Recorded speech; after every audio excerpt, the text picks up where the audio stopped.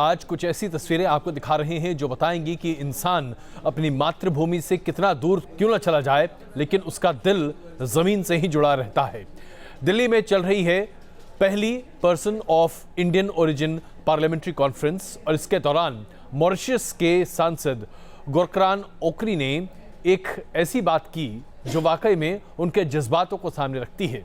जी हाँ, सांसद साहब ने गाना गाया और वो भी भोजपुरी।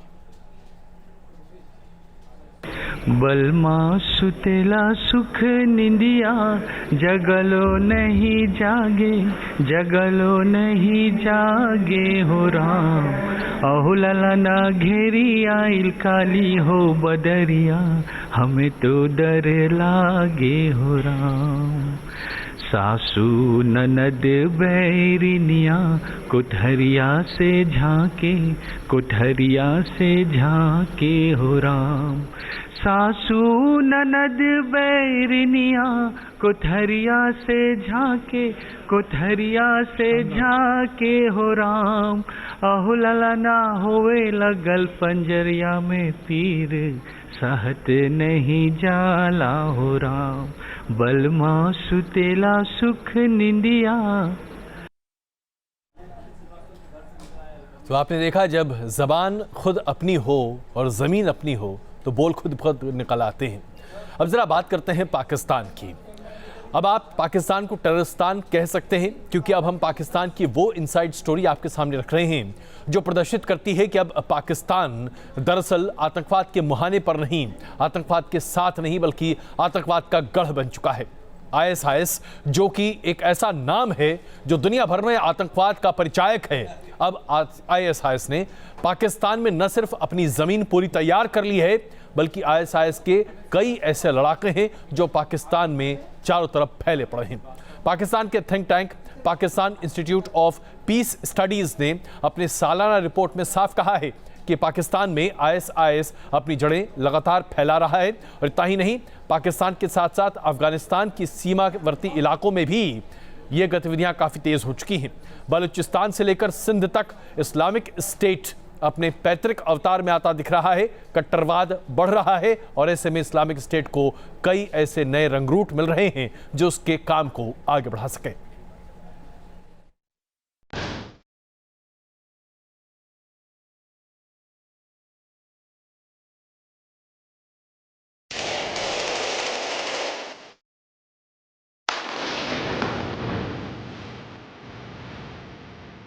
इस्लामिक स्टेट की ये आग सीरिया और इराक में बुझी तो इसकी लपटें नजर आई पाकिस्तान में। Pakistan institute of peace studies की साल 2017 की रिपोर्ट में चौंकाने वाली बातें सामने आईं। रिपोर्ट के मुताबिक पाकिस्तान में इस्लामिक स्टेट का प्रभाव और ऑपरेशनल एरिया बढ़ा है। पाकिस्तान के बलूचिस्तान और सिंध में इस्लामिक स्टेट की गतिविधियां बढ़ी हैं। चीन के 2 नागरिकों की किडनैपिंग और कत्ल के पीछे भी इस्लामिक स्टेट का हाथ बताया गया है।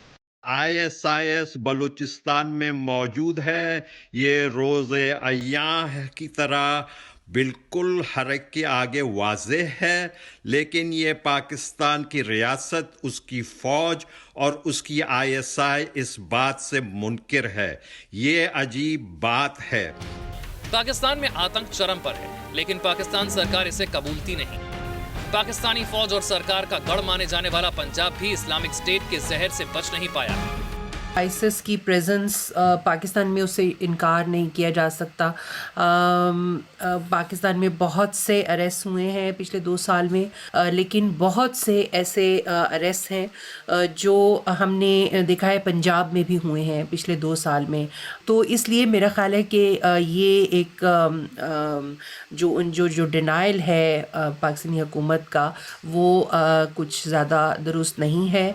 Pakistan institute of peace studies की ये रिपोर्ट साफ इशारा करती है कि पाकिस्तान में इस्लामिक स्टेट की जड़ें फैल रही हैं। यानी पाकिस्तान की तासीर में अब कट्टरपंथ पूरी तरह पेवस्त हो चुका है। Team news nation. Pakistan institute of peace studies ने न सिर्फ पाकिस्तान में इस्लामिक स्टेट की मौजूदगी की बात सामने रखी है, बल्कि रिपोर्ट में उस इलाकों को भी चिन्हित किया गया है जहां इस्लामिक स्टेट के लड़ाके अब सक्रिय हो रहे हैं।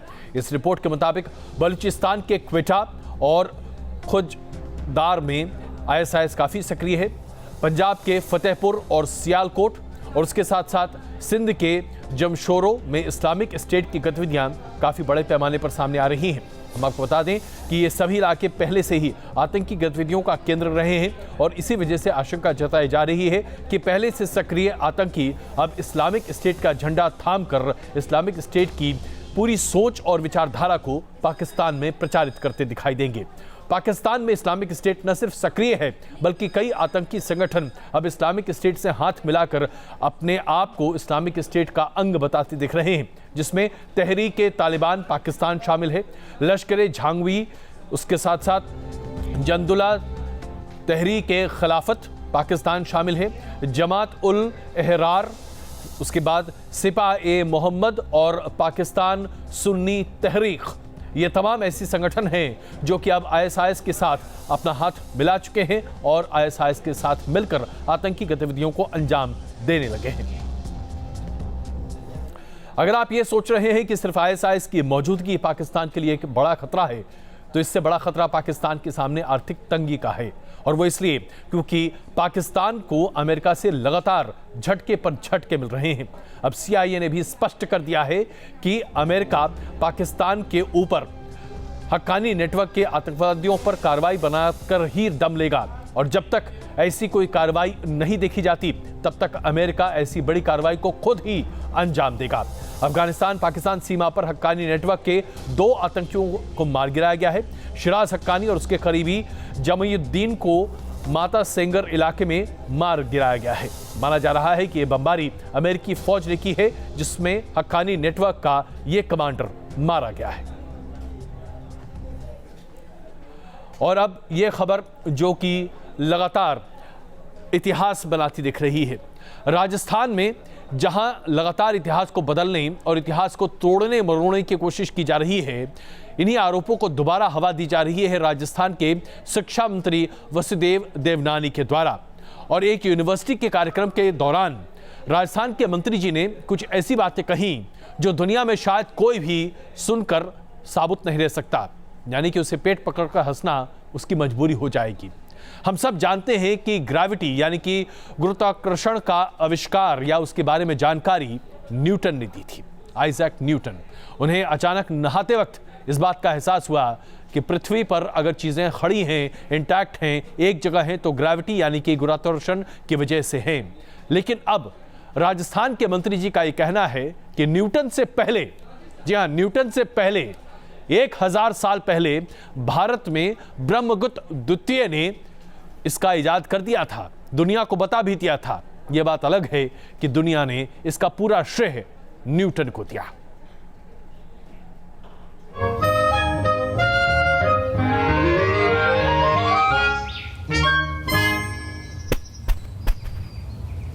पेड़ से सेब गिरा और न्यूटन को ग्रेविटी समझ में आई। बचपन से हमने ग्रेविटी को ऐसे ही समझा है, लेकिन साहब तैयार हो जाइए ग्रेविटी से जुड़ी नई जानकारी समझने के लिए, जो दे रहे हैं खुद राजस्थान के शिक्षा मंत्री वासुदेव देवनानी। कि न्यूटन का गुरुत्वाकर्षण का नियम किसने किया, तो बताया कि न्यूटन ने किया। मैंने भी पढ़ा, आपने पढ़ा। गहराई में जाएंगे तो ब्रह्मगुप्त द्वितीय ने उसे 1000 साल पहले इस गुरुत्वाकर्षण का नियम दिया था। तो सुना आपने, देवनानी साहब के मुताबिक ग्रेविटी के सिद्धांत को सबसे पहले ब्रह्मगुप्त द्वितीय ने समझा था, लेकिन ग्रेविटी से जुड़ी ये बिल्कुल नई जानकारी कांग्रेस को हजम नहीं हुई। इसका गलत नतीजा ये रहता है कि जो शिक्षक हैं या छात्र हैं उनके बीच में एक संदेश जाता है जो कंफ्यूजन पैदा करता है। तो शिक्षा मंत्री के तौर पर उन्हें जिम्मेदार बयान देने चाहिए, ना कि इस तरह के बयान देकर के और अपने जो एक मानसिकता का स्तर है उसको प्रदर्शित करना चाहिए। पद्मावती, हल्दी घाटी का युद्ध, सबका एक नया इतिहास राजस्थान में समझाने की पुरजोर कोशिश की जा रही है, और इसी पुरजोर कोशिश की जद में न्यूटन भी आ गए हैं। वहीं कांग्रेस का यह भी आरोप है कि इस तरह की बयानबाजी की आड़ में भाजपा अपने शिक्षा के एजेंडे को प्रदेश और देश में लागू करने में जुटी है। वीडियो जर्नलिस्ट महेश शर्मा के साथ लाल सिंह फौजदार, न्यूज नेशन, जयपुर। राजस्थान में मुख्यमंत्री वसुंधरा राजे सिंधिया पर एक मंदिर पर होर्डिंग नजर आया है। इस होर्डिंग में मुख्यमंत्री साहिबा को महारानी की तरह दिखाया गया है। होर्डिंग पर साफ साफ लिखा हुआ है कि वसुंधरा विरासत की पारणी और लोकतंत्र की महारानी हैं। कहा जाता है कि सियासत में सब कुछ जायज है, लेकिन इस हद तक चाटुकारिता ये अपने आप में शायद नई मिसाल साबित हो रही है। अगर आप नहीं समझते तो ये तस्वीर देख लीजिए। अब जरा आपको यह भी दिखाते हैं कि राजनीति में चाटुकारिता के साथ साथ इसका बेजा इस्तेमाल कर तस्वीरें कैसे सामने रखी जाती हैं। हरिद्वार के ज्वालापुर में बीजेपी के विधायक सुरेश राठौर ने जब अपनी बेटी की शादी के लिए इनविटेशन कार्ड छपवाया तो इन कार्ड के ऊपर उत्तराखंड सरकार का लोगो नजर आया, मानो ये शादी किसी व्यक्ति की नहीं बल्कि सरकार की तरफ से आयोजित है और साथ ही साथ सरकारी दस्तावेज हो। आपने शायद ऐसा कभी नहीं देखा होगा, लेकिन ये जनाब उत्तराखंड है, यहां कुछ भी हो सकता है। उत्तर प्रदेश के मदरसों को लेकर रोजाना बहस होती रहती है और बहस के इसी सिलसिले को अब आगे बढ़ा रहा है शिया वक्फ बोर्ड और शिया वक्फ बोर्ड के चेयरमैन वसीम रिजवी। वसीम रिजवी का कहना है कि मदरसों को सीबीआई और सीबीएसई और आईसीएसई बोर्ड से जोड़ दिया जाना चाहिए। साथ ही मदरसों में दूसरे धर्मों के छात्रों को पढ़ने का मौका भी दिया जाना चाहिए। वसीम रिजवी ने यह बयां या तो नसीहत के तौर पर दी है या फिर इस तरह कि मदरसों का पूरा चरित्र ही बदल दिया जाए। जाहिर सी बात है, इसे लेकर भी अब राजनीति का नया दौर शुरू हो गया है।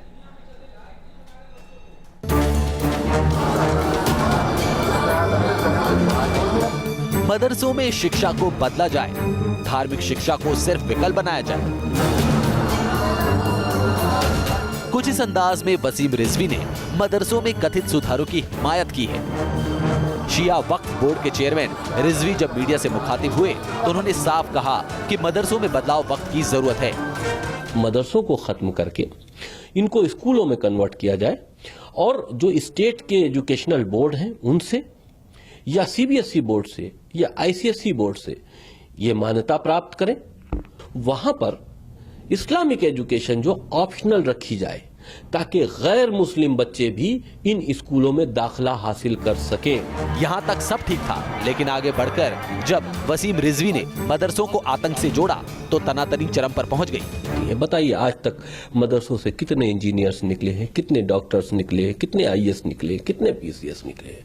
हाँ, कहीं कहीं मदरसों से टेररिस्ट जरूर निकले हैं। वसीम रिजवी के बयान के खिलाफ मदरसों के प्रतिनिधि मैदान में आ गए। ये एक मस्खरा है जिसने अपना ईमान बेच चुका है। ये आरएसएस और बीजेपी के इशारों पर काम कर रहा है। जो लोग भी मदारिस पर ये इल्ज़ाम लगा रहे हैं, ये उनका अपनी ज़ाती राय तो हो सकती है, लेकिन मदारिस का इन तमाम गलत एक्टिविटीज़ में कभी ना कोई ताल्लुक रहा है और ना है। इससे पहले वसीम रिजवी राम मंदिर बनाने की भी वकालत कर चुके हैं, लेकिन इस बार मदरसों पर रिजवी के बोल ने बहस के नए पिटारे को खोल दिया है। प्रधानमंत्री को लिखे पत्र में वसीम रिजवी ने कहा है कि मदरसों में आधुनिक शिक्षा के बजाय कट्टरपंथी विचारधारा को बढ़ावा मिल रहा है। लखनऊ से जर्नलिस्ट फहीम के साथ निखिल शर्मा, न्यूज नेशन। गीता के नाम पर अगर कोई चोरी तय करे तो क्या आप इसे बर्दाश्त कर सकते हैं? यह आरोप लगाया जा रहा है हरियाणा की खट्टर सरकार पर। इंडियन नेशनल लोकदल के नेता दुष्यंत चौटाला ने एक आरटीआई का हवाला देकर इल्जाम लगाया है कि खट्टर सरकार ने 10 गीता की प्रतियों के लिए तकरीबन 4.25 लाख रुपए चुकाया है। यानी कि खट्टर सरकार को गीता की ये प्रति तकरीबन 38,000 रुपए की पड़ी है।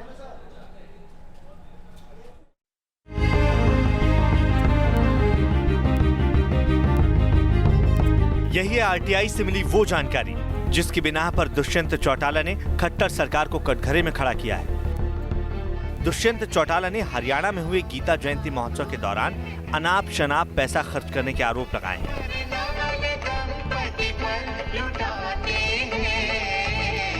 चौटाला के आरोपों के मुताबिक गीता की 10 कॉपी खरीदने के लिए सरकार ने 3,80,000 रुपए का पेमेंट किया, यानी एक कॉपी सरकार ने 38,000 रुपए में खरीदी है।